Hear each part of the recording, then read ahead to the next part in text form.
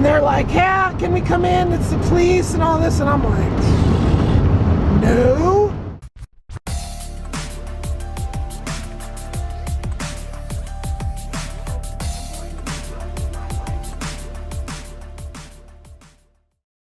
Welcome to another video. This is another autobiography story.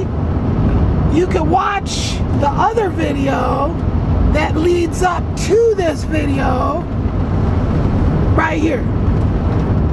It's about 11 o'clock in the morning on like a Monday maybe or Tuesday. I had freaking partied my balls off over the weekend with a bunch of friends I hadn't seen in like 2 months, right around 2 months ish. So I was fucking, whatever day this was, Monday or Tuesday, I was still froggy from the partying that had taken place previous, right? I woke up, I mean, in my normal schedule, partying was to like sleep all day. Well, my normal schedule when I was working was like I'd get up at like 9 or 10, I think, was about when I would get up. There's a lot of times I was in hotels, had to be out of there by, you know, the hotel time. So it wasn't like, you know, early. I've never really been an early in the morning person. Well, if I was partying, fuck, I could sleep until like 5 p.m. You know, I mean, it was recuperation. So I was sleeping, and the damn doorbell starts to ring, right? And I'm just like, you know, who the fuck's that? Go away. You know, I'm all the way 3 stories above where the doorbell is, right? And I'm asleep, and I can faintly hear the doorbell, like good enough to be annoyed by it. So what happens is, and I don't know this, basically I hear the doorbell, and then the next thing I hear is a knock, and this is like a while later, right? Like, I don't know how long later, but a while later, I get a knock on my door. And they're like, yeah, can we come in? It's the police and all this. And I'm like, no, why are you in the house?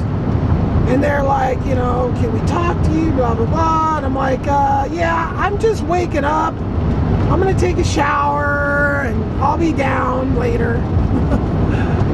And, you know, for the rest of my life, because they couldn't even have kicked in the door.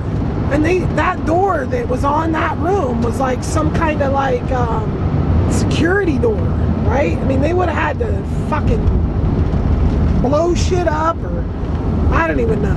I'm sure they could have got the cops that were there because they weren't prepared for anything like that. But so anyway, and I had this crazy like escape hatch out the roof that was out of a closet.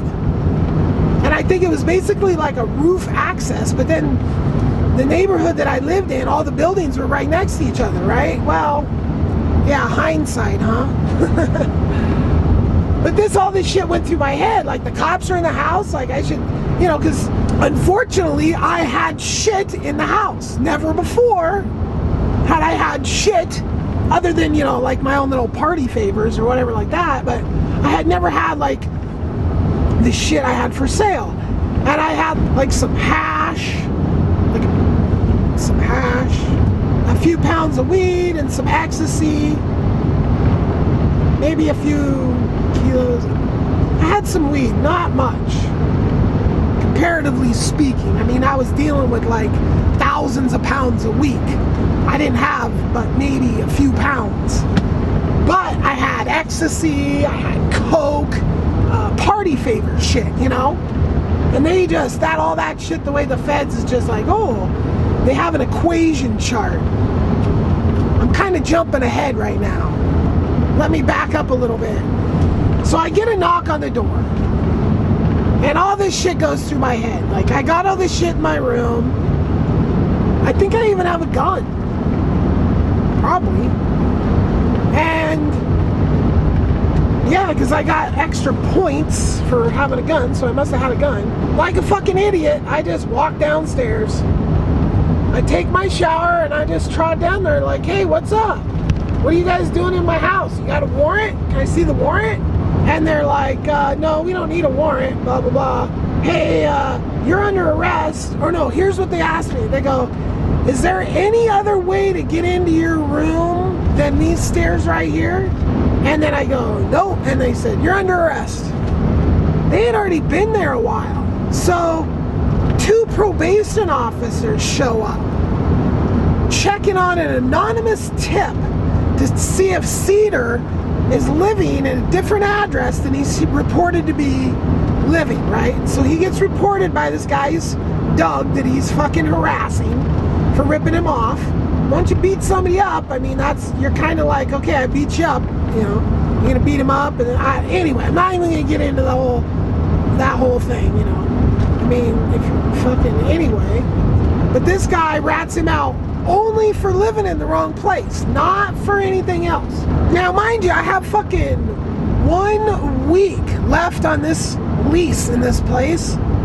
I'm blowing the doors off of it right before I move, and I'm basically moving up to Canada. I'm just like, I'm making so much more money in Canada than I am in the States, and everything that I was doing in the States was being handled. The problem is I had too many loose ends. Nightclub, Harleys, fucking tons of girlfriends. So, and the reason I went up to Canada, it was like a desperation thing. Like, shit was so fucked. And that's in another story that I had to. And I went up there and I put it back together again, and I put it back together so bigger and better that it was just like, holy shit. So I should have really never come back. But anyway, big ass suitcase had about $550,000 cash in it. The cops found the suitcase, pulled it out down into the living room where we were handcuffed, asked us what the code or keys, I don't remember what it was, I think it was a code, asked us what the code was, basically just said nothing. They fucking got a little pry bar. One of them had a little pry bar in the back of their trunk or whatever, and they popped that fucking suitcase. Their eyes all went like this. They all went yeehaw and started like, oh, and then the fucking suitcase slammed. They took it into Cedar's room, and then I watched fucking cops, 6 of them, one after the other, go in and out of the house, filling up their cargo pockets on the sides of their pants, one at a time, leaving, coming back, empty, leaving, full, coming back, empty, until the fucking math on the actual suitcase came back to $225-ish thousand. So they took half of the money out of the suitcase and straight up stole it. Straight up. Cops stole. I'm not talking forfeiture. The forfeiture was 225-ish. The amount in the fucking suitcase was 550-ish. Okay? So, the cops stole all that money.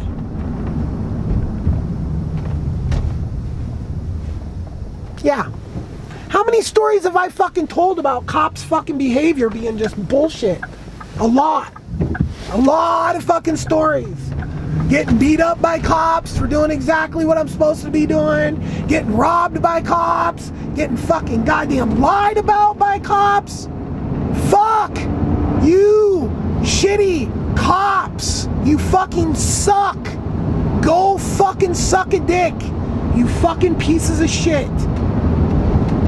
And if you're not a shitty cop and you're a cop, fine. That's fine. I have no problem with not shitty cops. I just don't ever seem to run across them, except in like traffic stop type things. They're very fucking cordial. Here's your ticket. Thank you very much. Have a nice fucking day. Yeah, great. They realize after not very fucking long that I'm not gonna be any help to them whatsoever. Because the only thing they're getting out of me is, get out of my house, you don't have a fucking warrant, right? That's all I've said to them. They left me in fucking handcuffs for over 8 fucking hours, okay? They didn't feed me for fucking like 12 hours or some shit, okay? That's fucking, yeah, great behavior. Yeah, for weed, for a couple weed smugglers. Cedar gets to jail hours later. They put him in the cell right next to me, conveniently in a cell that you can talk through the walls. This is where he starts telling me about how he's been fucking given, oh, they got me pizza and fucking blah blah blah, and I'm just sitting there, you fucking rat piece of fucking shit. I didn't say that to him because I'm trying to get back out of jail. I'm like, if they let me out of jail, I'm gonna be in Canada in 5 fucking seconds. So I'm just trying to be as, you know, smooth as possible without being a snitch. Which in hindsight, if I would have been, oh yeah, I'll snitch, I'll set people up, and then like been able to fake it and then like get led away and escape, you know, that would have been slick as fuck. But I almost did escape. I totally had action at escaping at one point. But that's another story. Actually, more than one escape story, to be honest with you. I have like 3 escape stories. So if I ever get busted again, I'm sure these videos are gonna fuck up my security level and I'll never see another minimum security again. That is the story of how I got busted. And now there's gonna be a lot of stories about courts and jails and prisons for a while, because that's what the next 7 years of my life was like. Have a great day. Enjoy more of these videos.